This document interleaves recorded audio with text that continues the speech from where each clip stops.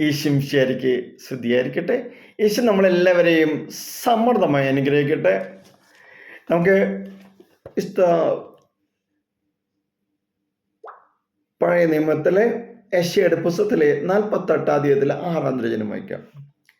നീ കേട്ട് കഴിഞ്ഞു, ഇനി കാണുക, നീ അത് പ്രഘോഷിക്കുകയില്ലേ? ഇന്നു മുതൽ ഞാൻ നിന്നെ പുതിയ കാര്യങ്ങൾ കേൾപ്പിക്കും, നിനക്ക് അജ്ഞാതമായ നിഗൂഢ കാര്യങ്ങൾ തന്നെ. ഒരുവനെ അറിയിച്ചില്ലെങ്കിൽ അത് മറ്റുള്ളവരെ എങ്ങനെ എപ്രകാരം അറിയും? കർത്താവ് നമ്മളെ അറിയിച്ചില്ലെങ്കിൽ രഹസ്യങ്ങളെക്കുറിച്ച് നമുക്കറിയാൻ സാധ്യമല്ലായിരുന്നു. കർത്താവ് സ്നേഹപൂർവ്വം നമ്മെ നോക്കി ഇന്നു മുതൽ പുതിയതിനെയും നീ അറിയാതെ മറഞ്ഞിരിക്കുന്നതിനെയും നിന്നെ അറിയിക്കുമെന്ന് പറയുന്നു. ആദ്യ നാളുകളിൽ കർത്താവിൻ്റെ പ്രവാചകന്മാർ മുഖാന്തരം അറിയപ്പെടാതെ പല രഹസ്യങ്ങളും വെളിപ്പെടുത്തി. ഉദാഹരണമായി, ക്രിസ്തുവിൻ്റെ ജനനത്തെക്കുറിച്ച് എത്രയോ നൂറ്റാണ്ടുകൾക്ക് മുൻപ് ജീവിച്ചിരുന്ന യെശയ്യാ പ്രവാചകൻ മുഖാന്തരം വ്യക്തമായി അറിയിച്ചു. പ്രവാചകനായ തൻ്റെ ശുശ്രൂഷയ്ക്ക് തൻ്റെ രഹസ്യത്തെ വെളിപ്പെടുത്താതെ ഒരു കാര്യവും ചെയ്യില്ല എന്ന് വേദപുസ്തകം നമ്മളോട് പറയുന്നു.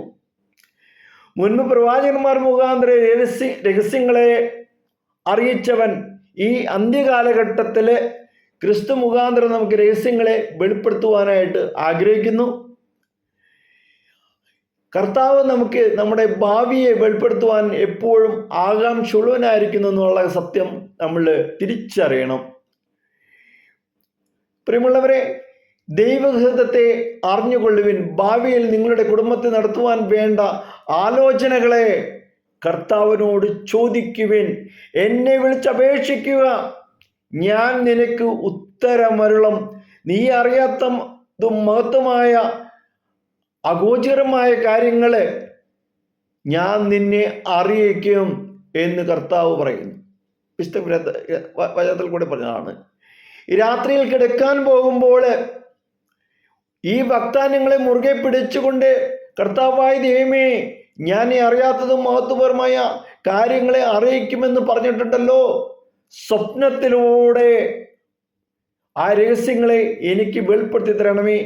ദർശനത്തിൽ എന്നോട് കൂടെ സംസാരിക്കണമേ എന്ന് പറയുവിൻ. ജോസഫിനോട് കൂടെ സ്വപ്നത്തിൽ സംസാരിച്ചവൻ, നെബൂഖദ്നേസർക്ക് ഭാവിയെ അറിയിച്ചവൻ തീർച്ചയായും നിങ്ങളെയും അറിയിക്കാൻ ശക്തനാകുന്നു. നമുക്കറിയാവുന്നത് ഭൂതകാലവും വർത്തമാനകാലവുമാകുന്നു. എന്നാൽ കർത്താവിനോ ഭാവി കാലവും അറിയും. ഭാവിയിൽ നാം എപ്രകാരം നടക്കണമെന്നുള്ള ആലോചന നൽകുവാൻ അവനാൽ സാധിക്കും. വരുവാനുള്ള അതിനെക്കുറിച്ച് എന്നോട് ചോദിപ്പീൻ. എൻ്റെ മക്കളെയും എൻ്റെ കൈകളുടെ പ്രവൃത്തികളെയും കുറിച്ച് എന്നോട് കൽപ്പിക്കിൻ എന്ന് കർത്താവ് പറയുന്നു. യെശയ്യാ പുസ്തകത്തിലെ 45:11 പറയാണ്. വചനം പറയുന്നു, അവൻ എന്നെ വിളിച്ചപേക്ഷിക്കും, ഞാൻ അവന് ഉത്തരമരുളും. കഷ്ടകാലത്ത് ഞാൻ അവനോട് ഇരിക്കും, ഞാൻ അവനെ വിടിവിച്ച് മഹത്വപ്പെടുത്തും. സങ്കീർത്തനം 91:15 പറഞ്ഞതാണ്. അപ്പോൾ ഇനി യെശയ്യാ വീണ്ടും പറയാണ്, ഇനി കരഞ്ഞുകൊണ്ടിരിക്കേണ്ട. നിങ്ങളുടെ നിലവിളിയുടെ പ്രശബ്ദത്തിൽ അവന് നിശ്ചയമായിട്ട് കരുണ തോന്നും. അത് കേൾക്കുമ്പോൾ തന്നെ അവൻ ഉത്തരമരുളും. യെശയ്യാ 30:19 പറയാണ്, ഇനി കരഞ്ഞുകൊണ്ടിരിക്കേണ്ട. നിങ്ങളുടെ നിലവിളിയുടെ ശബ്ദത്തിൽ അവന് നിശ്ചയമായിട്ടും കരുണ തോന്നും. അത് കേൾക്കുമ്പോൾ തന്നെ അവൻ ഉത്തരമരുളും. വിചാരിക്കപ്പെടുന്നതിനാൽ തൻ്റെ നീളത്തോടൊരു മുഴം കൂട്ടുവാൻ നിങ്ങളിൽ ആർക്ക് കഴിയും? നമുക്ക് കഴിയാത്തതായിട്ട് ഒരുപാട് കാര്യങ്ങൾ ഇന്ന് ലോകത്തിലുണ്ട്. വിചാരങ്ങൾ അർത്ഥശൂന്യങ്ങളാണ്. നാം വിചാരപ്പെടുന്ന കാര്യങ്ങൾ പൊതുവെ നിറവേറാറില്ല, നിർവഹിക്കാൻ നമുക്ക് സാധിക്കുകയുമില്ല. വിചാരിച്ചിട്ടും നമ്മൾ ഒന്നും ചെയ്യാൻ സാധ്യമല്ല. അങ്ങനെയെങ്കിൽ വിചാരിച്ചുകൊണ്ട് എന്നാണ് പ്രയോജനമുള്ളത്. പ്രിയമുള്ളവരെ, ഒരിക്കലും വിചാരത്താൽ തളർന്നു പോകരുത്. വിചാരങ്ങളെ മുളയിൽ തന്നെ പിഴുതെറിയുക. അല്പവിശ്വാസികളെ, എന്തിന് നിങ്ങൾ വിചാരപ്പെടുന്നു എന്ന് കർത്താവ് ചോദിക്കുന്നു. ദൈവമക്കൾ എപ്പോഴും സന്തോഷമുള്ളവരായും ആനന്ദമുള്ളവരായും ശോഭിക്കണമെന്നാവുന്നു ദൈവഹിതം. ലോകത്തിൽ നാം തലയുയർത്തിക്കൊണ്ട് ജയം വരിച്ചവരായി കാണണമെന്നാണ് ദൈവത്തിൻ്റെ ആഗ്രഹം. ചിലർ തങ്ങളുടെ ശരീരത്തിലുള്ള അപാകതകളെ കുറിച്ച് വിചാരപ്പെടുന്നു. ചിലർ സൗന്ദര്യമില്ലെന്ന് വിചാരപ്പെടുന്നു. ചിലർ ആരോഗ്യമില്ലെന്ന് വിചാരപ്പെടുന്നു. മറ്റു ചിലർ ഏകനെന്ന ഉണർവിനാൽ പീഡിപ്പിക്കപ്പെട്ട് വിചാരത്താൽ നിറഞ്ഞിരിക്കുന്നു. ഇപ്രകാരം വിചാരിക്കപ്പെടുന്നെല്ലാം എന്താണ് പ്രയോജനം?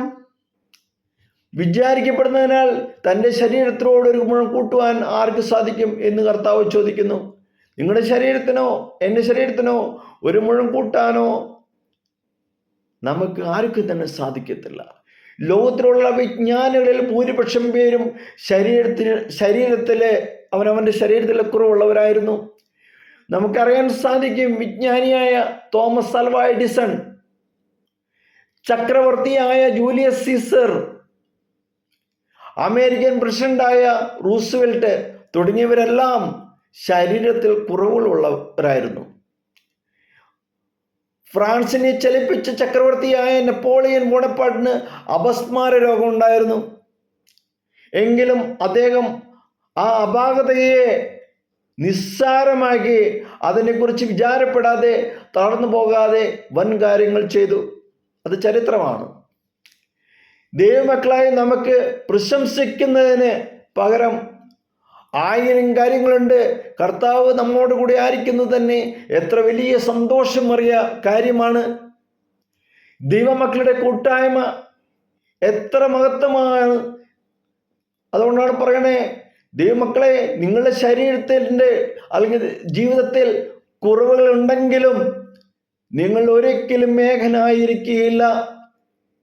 ദൈവാത്മാവ് നമ്മുടെ കൂടിയിരിക്കുന്നതിനാൽ ഏകനെന്ന ഉണർവിന് സ്ഥാനം നൽകരുത്. അനാവശ്യ ചിന്തകൾക്ക് അടിമപ്പെട്ട് മനുഷ്യ മക്കൾ ഇന്ന് പലപ്പോഴും സ്വന്തം ആത്മാവിനെ നഷ്ടപ്പെടുത്തുന്നു, അല്ലെങ്കിൽ തൻ്റെ ശരീരത്തെ നഷ്ടപ്പെടുത്തുന്നു, ആത്മഹത്യകൾ പകരുന്നു. കർത്താവിനെ സ്തുതിക്കുന്നവരുടെ മുഖത്തിൽ ഒരു പ്രകാശമുണ്ടായിരിക്കും. കർത്താവിനെ ദൈവമായി കൈക്കൊള്ളുന്നവരുടെ ഹൃദയത്തിൽ ഒരു സന്തോഷമുണ്ടായിരിക്കും. അവർ വൃഥ വിചാരപ്പെട്ട് തളർന്നു പോവുകയില്ല. അതുകൊണ്ടാണ് വിശുദ്ധ പൗലോസിന്റെ ലേഖനത്തിൽ ഫിലിപ്പിയരിലെ 4:4 ഇങ്ങനെ പറയുന്നുണ്ട്, കർത്താവിൽ എപ്പോഴും സന്തോഷിപ്പീൻ എന്ന് ഞാൻ പറയുന്നു. പ്രിയമുള്ളവരെ, ജീവിതത്തിലെ നമുക്ക് ലഭിച്ചുകൊണ്ടിരിക്കുന്ന പല കാര്യങ്ങളും, നിഗൂഢമായ കാര്യങ്ങളും വെളിപ്പെടുത്തി തരാനായിട്ടുള്ള കഴിവ് നമ്മുടെ ദൈവത്തിനുണ്ട്. അത് കൃത്യമായ സമയത്ത് ദൈവം നടത്തി തരുകയും ചെയ്യും.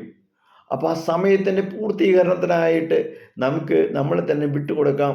നമുക്കൊന്ന് പ്രാർത്ഥിക്കാം. ദൈവമായ കർത്താവെ പൂർണ്ണമായിട്ട് സമർപ്പിക്കുന്നു. ദൈവമേ, ഞങ്ങളിൽ ഒളിഞ്ഞിരിക്കുന്ന നിഗൂഢഗതികളും ഞങ്ങൾക്ക് ഞങ്ങളെ തന്നെ മനസ്സിലാക്കാൻ പറ്റാത്ത കാര്യങ്ങളും എല്ലാം അങ്ങ് അറിയുന്നുള്ള പിതാവേ, അപ്പച്ച, എല്ലാ കാര്യങ്ങളും ഞങ്ങൾക്ക് വെളിപ്പെടുത്തി തരണമേ. ആ സത്യത്തെ ദർശനത്തിൽ മുന്നോട്ട് പോയി ജീവിക്കാനുള്ള കൃപകളും ഞങ്ങൾക്ക് നൽകണമേ. ഞങ്ങളെല്ലാവരെയും അനുഗ്രഹിക്കണമേ. ഹല്ലേലൂയ. Praise the Lord.